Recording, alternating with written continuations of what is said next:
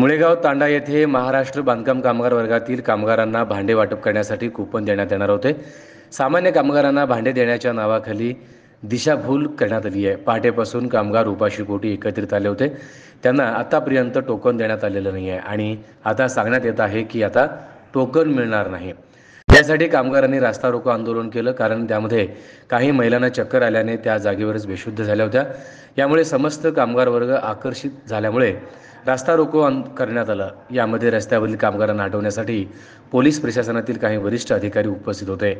हे प्रकरण निवळण्यासाठी 1 तासाचा कालावधी गेला। यामध्ये अन्यायावरती वाचा फोडण्यासाठी 4 ते 5 युवक तरुणांनी पुढाकार घेतला आणि महिलांना हाताशी धरत हा सगळा प्रकार उघडकीस आणण्याचा प्रयत्न केला। कारण आजच्या दिवशी मुळेगाव तांडा येथे सोलापूर जिल्ह्यातील सर्व तालुक्यातून समस्त गावकरी व महाराष्ट्र बांधकाम कामगार वर्ग आला होता, तरी अद्याप त्यांच्यावरती कोणत्याही कारवाई झालेली नसून पुढील प्रक्रिया लवकरच कळवण्यात येईल असं सांगण्यात आलंय। पुढील तपास पोलीस करत आहेत।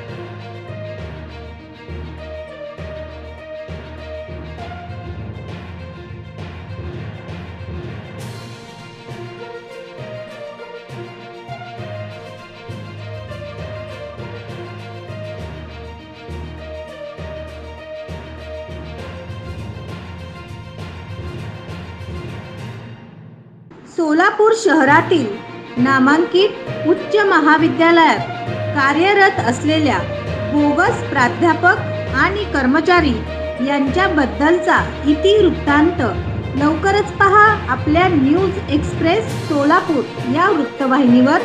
वृत्तवाहिनी पदार्पणात लवकरच करणार पर्दाफाश।